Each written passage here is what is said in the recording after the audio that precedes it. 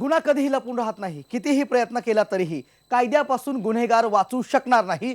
कितीही चॅप्टर असला तरीही गुन्हेगारांच्या हाती पडतील बेड्या. फक्त तुम्ही रासावध. प्रत्येक क्षणी क्राईम टाइम, गुन्ह्यांचा पर्दाफाश. गेल्या काही दिवसांपासून ठाण्यातील कोपरी आनंदनगर मधील महिलांमध्ये एक वेगळीच दहशत बसली आहे. या दहशतीचं कारण म्हणजे राखी शेजवळ या महिलेचा गळा चिरून निर्घृणपणे झालेला खून. लैंगिक अत्याचाराला विरोध केल्यानं शेजारीच राहणारा नराधम बाबू गोगावलेनं तिचा अत्यंत क्रूरतेनं खून केला. त्या नराधमाला फाशीच व्हावी अशी इथं प्रत्येकाची मागणी आहे. त्याला योग्य ती शिक्षा होईलच, कारण नराधम बाबू गोगावलेनं वासनेपोटी राखीचा जीव तर घेतलाच, पण तिच्या 2 लहान मुलांना आई विना पोरकं केलं.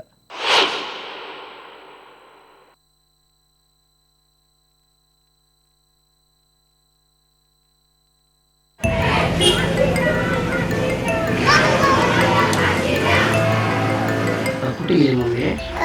देवाच्या घरी. ती सकाळी आली, परत दुपारी आली. मग मावशीला बोलली मी भांडे कपडे करून येते आणि जेवण घेऊन येते. तर आम्ही आंघोळ केली आणि काहीतरी खायला गेलो आणि मग बघते तर रक्ताने घेऊन पडलेली. त्याला फाशी दिली पाहिजे, बस एवढंच म्हणजे आम्हाला न्याय मिळाला पाहिजे बस. हा सदरचा खटला फास्ट ट्रॅक मध्ये खटला चालवण्यात यावे. आज आम्हाला मुली जन्माला घातल्यानंतर असं दुःख होते की मुली घातल्यानंतर एखाद्या नराधमाच्या हातामध्ये आमचा बळी होते का काय. त्याला एकमेव शिक्षा म्हणजे त्याला फाशी आहे. याची उत्तरं ना त्यांच्याकडे आहेत ना आपल्याकडं, कारण त्याच्या प्रत्येक प्रश्नांची उत्तरं देऊ शकणारी त्याची आई आज या जगात नाही.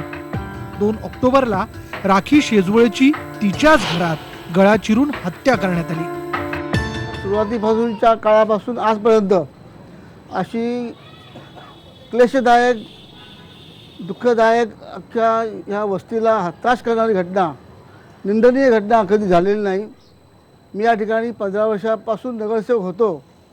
त्या काळात तर कधीच असं ऐकायला मिळालं नाही, बघायला मिळालं नाही, पण हे असं घाणेरडं कृत्य या ठिकाणी झालेलं आहे. त्या नराधमाला फाशीची शिक्षाच द्यावी अशी आमची सर्वांकडनं मागणी आहे. आजही महिलांच्या मनात जी दहशत आहे ती, पाणी आलं म्हटलं तरी अजून 10 दिवस झाले ती महिलांची दहशत मनातनं गेलेली नाही आहे. आणि दुसरी गोष्ट की मुलगी आज जन्माला आली की काल परवापर्यंत आनंद होत होता, पण आज आम्हाला मुलगी जन्माला घातल्यानंतर असं दुःख होते की मुलगी घातल्यानंतर एखाद्या नराधमाच्या हातातनं ती आमचा बळी होते का काय आमची मुलगी, अशी आम्हाला दुःख घटना घडल्यासारखी वाटते.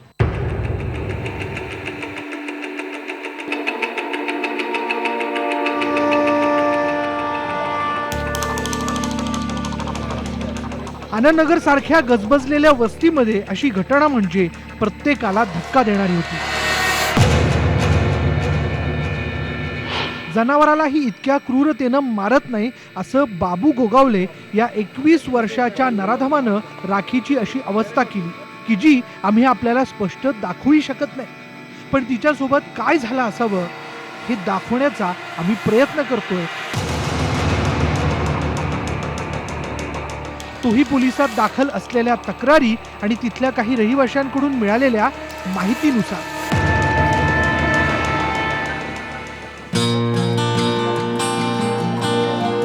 ओ मावशी, माझ्या पोराला पाहिलं का? तिकडे आहे बाई पोर. बरं. फुलं किती आले बघ त्या झाड.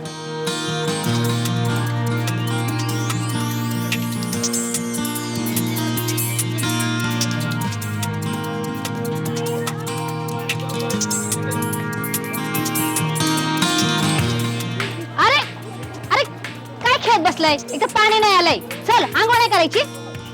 राखी तिचा पती आणि 2 मुलांसोबत राहत होती. अगदी हाकेच्या अंतरावर तिचं माहेर होतं. काय ग ताई, त्याला कुठे घेऊन चालली महाराज? अगं पाणी नाही भरलं. एकतर मिलिंद भाऊकडे देवी बसते ना, तिकडे होतं सकाळपासून. याची आंघोळ पण करायची राहिली. आणि तो दुसरा कुठे गेला? रेखा घेऊन गेली. आता पाठवते याला पण मावशीकडे. चल. असंच काही तिनं त्या दिवशीही मुलांना आईकडे सोडलं, पण तिचा मुलगा परतला आणि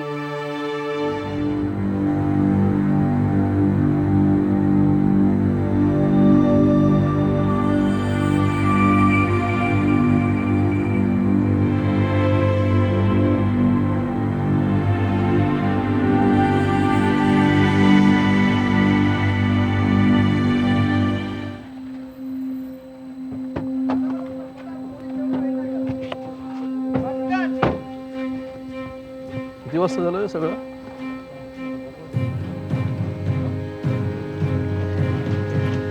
पुढे पुढे.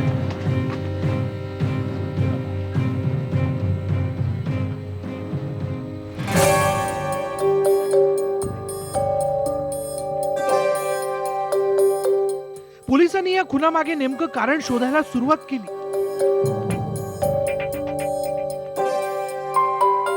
खूप मोठा वार केलाय गळ्यावर. ते बघा काय श्याम. सुरी पडली इथे जरा.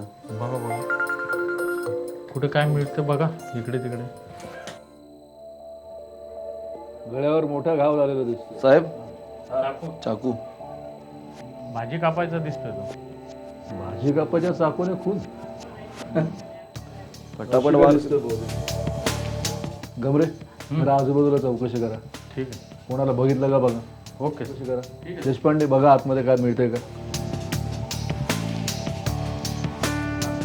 आणि श्याम बॉडी पोस्टमॉर्टमला द्यायची व्यवस्था कर. Okay sir.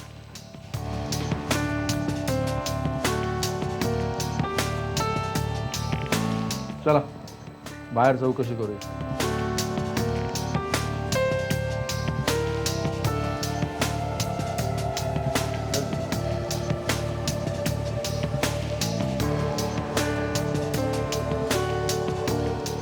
आई इकडे मर्डर झाली बाजूला, माहिती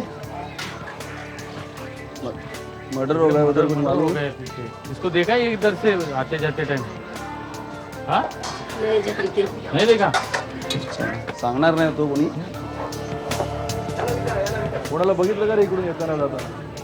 हा कधीपासून इकडे उभा आहे? अरे बाजूला मर्डर झाली इथे. झालं का? हाँ? बाजूला मर्डर झाली का? अजी बाजूला मर्डर झाली आहे. आम्हाला काय माहिती नाही. काय माहित नाही. कोणाला येताना जाताना बघितलं का? कोणालाच नाही.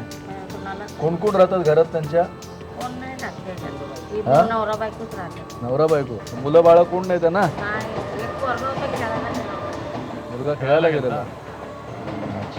ठीक आहे. आता ठीक आहे. आता काय ठीक आहे, बॉडीला पोस्टमॉर्टमला पाठवू. चौकशी करू आता. वरच्या ते शेजारच्या घरात विचारलं पाहिजे. या चौकशी दरम्यान बाजूच्या घरात कोणीतरी आंघोळ करत असल्याचा आवाज आला. आंघोळ करत असणाऱ्या बाबू गोगावलेला त्यांनी हटकलं.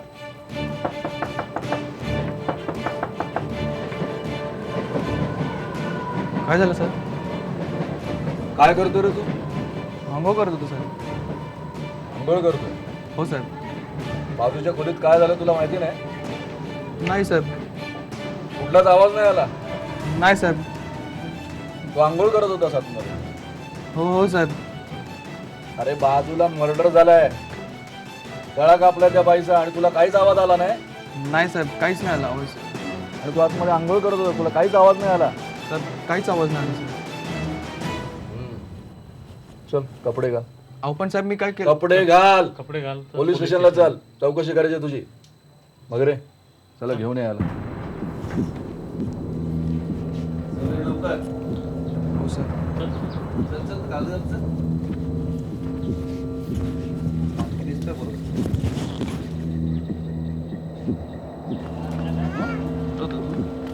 साहेब घरातच होतो सर. हा? घरातच होतो. आता तर तुला मला सगळं माहिती आहे रे. हो त्याच्या उत्तरांची फिरवा बघत पोलिसांना त्याचा संशय आला. अधिक चौकशीत जे समोर आलं ते धक्कादायक होतं. राखीवर वाईट नजर ठेवणाऱ्या मारेकरी बाबू गोगावलेच्या मनात काहीतरी वेगळाच डाव शिजत होता.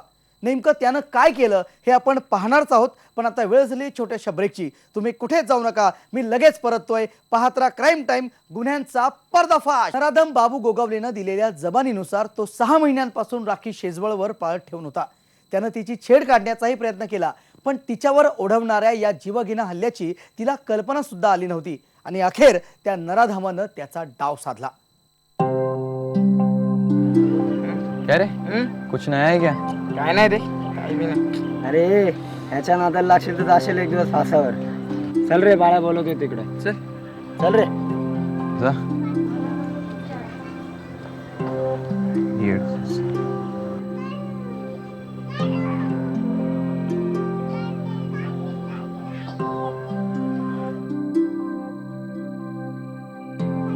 कभी देखेंगे इसको. हे इथपर्यंतच मर्यादित नव्हतं. गेल्या 6 महिन्यांपासून तो या ना त्या मार्गानं आपले मनसुबे यशस्वी करण्याचा प्रयत्न करत होता.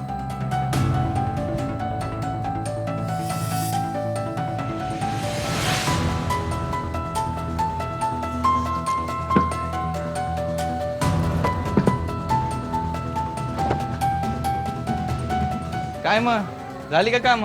झाले भाऊ. ए तुला किती वेळा सांगितलं मला भाऊ नाही बोलायचं? भाऊ नको बोलू. माझा भाऊ पण तुझ्याच वयाचा आहे. तुला माहिती आहे ना मला काय बोलायचं. फालतूगिरी बंद कर. फालतूगिरी कसली? अगे ऐक ना. ए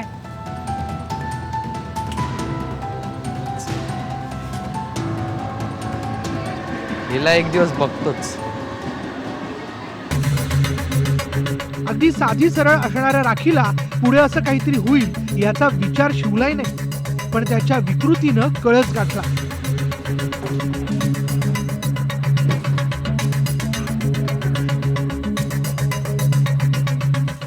अरे तुला कितीदा बोलले किती येत जाऊ नकोस. काय तुझं इथे? तू कितींदा बोललीस तरी आज माझा दिवस आहे. आज मी नाही. काय बोलायचंय? काय काम आहे तुझं इथे? जरी किती वेळा नाही बोललीस ना तरी आज माझा दिवस आहे. सोड मला. हे बघ ए मुक्काटाने राहा. आता गाज कापीन. मला जे पाहिजे ते घेऊ दे गपचूप. किती काही केलंस ना तरी मी असलं पाप तुला करू देणार नाहीये. तू नाही ऐकणार का? तोंड बंद कर रे, तोंड बंद कर. ही बात याबद्दल जर कोणाला सांगितलंस ना तर धडापासून अलग करीन.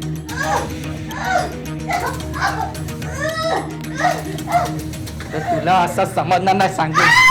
काय ग? चल.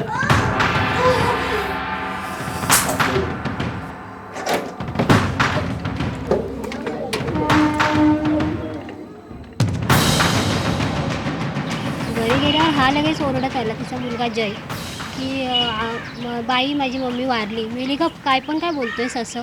मी अशी जोरात ओरडली त्याच्यावर. तो अगं नाही तू चल खूप रक्त पडलंय घरी. तर मी म्हणजे होती त्या अवस्थेमध्ये पळत सुटले आणि म्हणजे लोकांना सांगत चालली. माझे सगळे नातेवाईक इथेच राहतात. तर माझ्या आत्याचा नातू आहे त्याला बोलले अरे चल रे लवकर. मग मी जी पळत गेली आणि तिथे जी मी परिस्थिती बघितली म्हणजे मला आत्ता भीती वाटते की काय म्हणजे अजून होईल किंवा नाही असं. पूर्ण रक्ताच्या थारोळ्यात पडलेली. मग मी तिथूनच चक्कर येऊन पडले आणि सगळ्यांना फोन करून सांगत होती की लवकर घरी या लवकर घरी या. बस हे 2च शब्द मी सांगत होते. सगळ्या स्तरातून या नराधमाला फाशीची शिक्षा झाली पाहिजे असा आक्रोश बाहेर पडतोय. कुठल्याही कायद्याच्या कोपऱ्यामध्ये तो सुटला गेला नाही पाहिजे. त्याच्यावरती ॲट्रॉसिटी दाखल व्हायला पाहिजे आणि त्याला फाशी ही एकमेव शिक्षा आहे. आणि ती त्वरित सरकारने यावरती उज्ज्वल निकम यांसारखे वकील नेमून येत्या महिनाभरात ती केस फास्ट ट्रॅकवरती चालवून त्याच्यावरती कारवाई करणं गरजेचं आहे. आणि त्याला एकमेव शिक्षा म्हणजे त्याला फाशी आहे. कारण त्याला जर फाशी दिली तरच अशा प्रवृत्तींना कुठेतरी ठेचलं जाईल. यापुढे ही गोष्ट करण्याचा कोणीही प्रयत्न करणार नाही, कोणाची डेअरिंग होणार नाही. त्यामुळे फाशी हा एकमेव ही शिक्षा आहे त्याच्यावर. नागरिक पण तणावाखाली आहे. त्याचं कारण असं आहे की आरोपीला नागरिकाच्या मागणीनुसार त्याला फाशी ही शिक्षा झालीच पाहिजे. पोलिसांनी योग्य तपास करून योग्य रीतीने फिटनेस वगैरे घेऊन त्याचा पाठपुरावा करून त्यांनी कोर्टाला द्यावा व आमच्या लता शेजवळला न्याय मिळावा ही आमची सर्वांची इच्छा आहे. सध्याच्या आमच्या ह्या आनंदनगरमध्ये अतिशय गंभीर वातावरण. सर्व महिला या ठिकाणी घाबरलेल्या अवस्थेत आहेत. संध्याकाळी 8 वाजले तर घराच्या बाहेर जात नाहीत आणि हे भीतीचं वातावरण तयार असताना आम्ही पोलीस यंत्रणांना आज जी 2 मुलं तिची आहेत ती मुलं जे म्हणतात ना की फुलं अशी आत्ताच कुठंतरी उमजलेली आहेत आणि आता ती कुस्करलेली आहेत, त्या मुलांना न्याय देण्यात यावा. आरोपीला फाशी भेटली पाहिजे कारण मुलगी आमची होती ती त्यांना फाशी मिळाली पाहिजे. आज एरियातल्या महिलासुद्धा घाबरायला लागल्या या कारणाने. त्या दुपारच्या घरातसुद्धा बसत नाही, बाहेर बसत महिला सगळ्या भीतीने.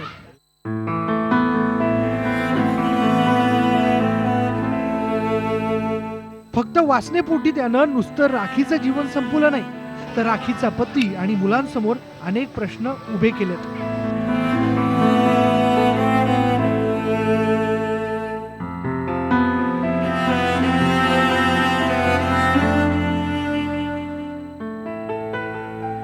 राखी शेजवळवर जो प्रसंग ओढावला तो माणुसकीला काळीमा फासणार आहे. तिचा खून करणारा नराधम बाबू गोगावलेला फाशीची शिक्षा झालीच पाहिजे अशी मागणीही आता जोर धरू लागली आहे. गेल्या अनेक वर्षात स्त्रियांवर होणाऱ्या शारीरिक आणि मानसिक अत्याचारांचं प्रमाण दिवसेंदिवस वाढतंय. अशा घटना रोखण्यासाठी आपण सतर्क राहणं गरजेचं आहे. क्राईम टाईम या लोकप्रिय कार्यक्रमातून आम्ही गुन्ह्यांचं किंवा गुन्हेगारांचं उदात्तीकरण करत नाही, तर गुन्ह्यांपासून आपल्याला सावध करण्याचा आमचा हा उद्देश आहे. कारण आपण जिथं असतो तिथं आजूबाजूलाच गुन्हा वावरत असतो. ऐन मोका साधून गुन्हा घडत असतो. म्हणून काही आढळलं संशयास्पद, पोलिसांना कळवा बिनदिक्कत. आजच्या भागात इथेच थांबतोय. सावध रहा प्रत्येक क्षणी. पाहत राहा क्राईम टाईम, गुन्ह्यांचा पर्दाफाश.